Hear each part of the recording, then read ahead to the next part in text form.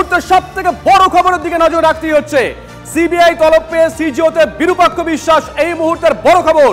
CBI তলব পেয়ে সিজিওতে বিরূপাক্ষ বিশ্বাস।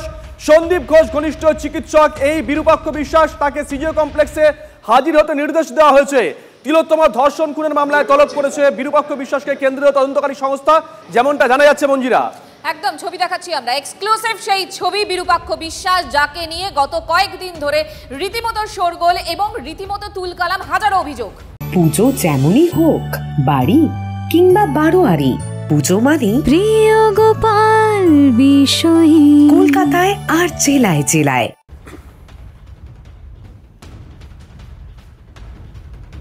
সুপ্রিয় গুহা আমাদের সঙ্গে রয়েছেন। সুপ্রিয়, কি কারণে ডেকে পাঠানো হয়েছে? আজকে কি আসতে বলা হয়েছিল নাকি অন্য কোনো কারণে?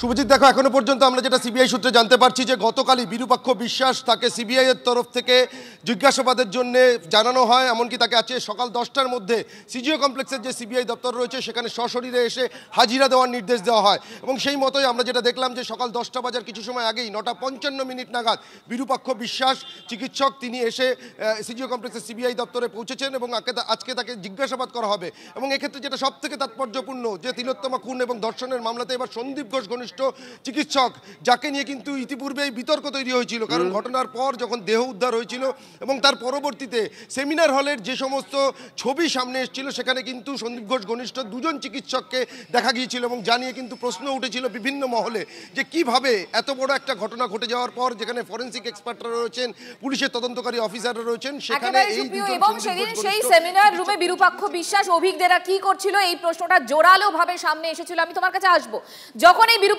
বিশ্বাসকে ডেকে পাঠানোর পর বিরূপাক্ষ বিশ্বাস সিজিওতে এলেন, তারপর কি বললেন শুনুন বক্তব্য। কথা বলে এসে আমি নিশ্চিত সেমিনার হলে আপনি ছিলেন, কথা বলে এসে আমি কথা বলছি। ঠিক আছে, আপনাকে কিছু ডকুমেন্টস আনতে বলা আছে? না, সন্দীপ বাবুর সঙ্গে তো আপনি ঘনিষ্ঠ ছিলেন। বিরূপাক্ষ বিশ্বাসের বক্তব্য আপনাদের শোনালাম সিজিওতে পৌঁছানোর পর। সুপ্রিয়, এই মুহূর্তে কোন কোন বিষয়গুলো আসলে এই বিরূপাক্ষ বিশ্বাসের থেকে জানার চেষ্টা করছেন তদন্তকারীরা, কিছু বুঝতে পারছো?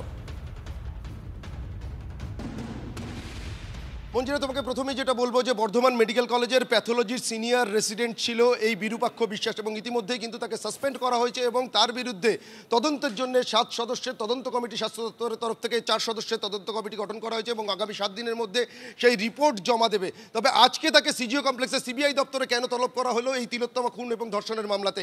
সেদিন যে তাকে যে সেমিনার হলে দেখা গিয়েছিল, জানিয়ে বিতর্ক তৈরি হয়েছিল কেন তিনি সেমিনার হলে গিয়েছিলেন এবং তিনি আরজিকর মেডিকেল কলেজের সঙ্গে কোনোভাবেই যুক্ত নয়, তা সত্ত্বেও তার উপস্থিতি কেন সেখানে ছিল? সন্দীপ ঘোষ কি তাকে কোনোভাবে এই ঘটনাস্থলে, অর্থাৎ যে জায়গা থেকে তিলোত্তমা দেহ উদ্ধার হয়েছিল সেখানে তাকে যাওয়ার জন্য নির্দেশ দিয়েছিলেন? এমনকি যখন ফরেন্সিক এক্সপার্টদের উপস্থিতি দেখা যাচ্ছে, তারা যখন নমুনা সংগ্রহ করছেন এই সেমিনার হল থেকে, যেখানে দেহ একেবারে ঘিরে রাখা হয়েছিল, সেই অকুস্থলের একেবারে কাছাকাছি কিন্তু এই যে দুজন, অর্থাৎ অভিক দেখে যেমন দেখা গিয়েছিল, তার পাশাপাশি বিরূপাক্ষ বিশ্বাস, যেটা আমরা সূত্র মারফত জানতে পারছি, তাকেও কিন্তু ওই দিন এই সেমিনার হলের ভেতরে দেখা গিয়েছিল। কিন্তু কেন তিনি গিয়েছিলেন, তিনি কিভাবে খবর জানতে পেরেছিলেন এবং জানার পর তিনি যে ওই ঘটনাস্থলে পৌঁছেছিলেন তার কি উদ্দেশ্য ছিল?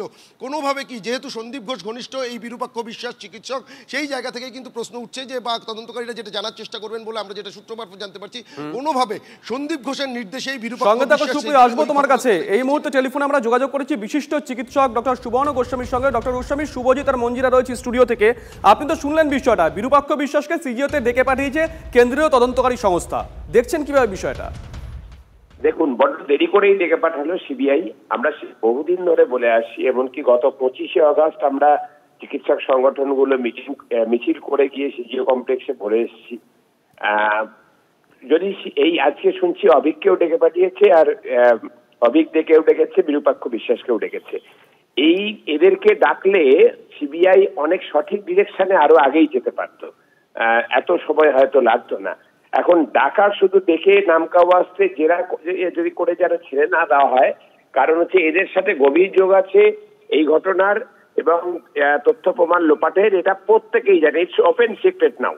ফলে হচ্ছে যে সিবিআই কিন্তু যেন কোনো রকম ভাবে চেষ্টা না করে যে হচ্ছে এদেরকে ছুটকারা দিয়ে দেওয়ার, এবং এর বাইরে থ্রেড সিন্ডিকেটের চালানোর জন্য যা যা অভিযোগ বিরূপাক্ষ এবং অভিকের বিরুদ্ধে রাজ্যের সবকটা মেডিকেল কলেজ থেকে এবং অন্যান্য জায়গা থেকে স্বাস্থ্য কেন্দ্র হাসপাতাল থেকে যা যা অভিযোগ উঠে এসছে, তার যে তদন্ত সেটা কিন্তু হচ্ছে সিবিআই দেখছে না, সেটা রাজ্য পুলিশ, কেন্দ্র পুলিশ, রাজ্য পুলিশ, কলকাতা পুলিশ যারা আছে তাদেরকে দেখতে হবে। না হলে আমরা আইনগত ব্যবস্থা নেব। ভয়ঙ্কর ক্রিমিনাল, মানে এই যে পুরো অপরাধী চক্রটা কাজ করে তার মধ্যে সবচেয়ে হিংস্র দুজন যদি কেউ থেকে থাকে, যারা বর্ন ক্রিমিনাল মাইন্ডেড, যাদের ডাক্তার ডিগ্রিটা হচ্ছে যে জাস্ট লোক দেখানো ডাক্তার, আমাদের ডাক্তার বলতে ঘৃণা হয়, সেটা হচ্ছে অভিক দে এবং বিরূপাক্ষ বিশ্বাস। এই দুটো ক্রিমিনাল, বর্ন ক্রিমিনাল এরা।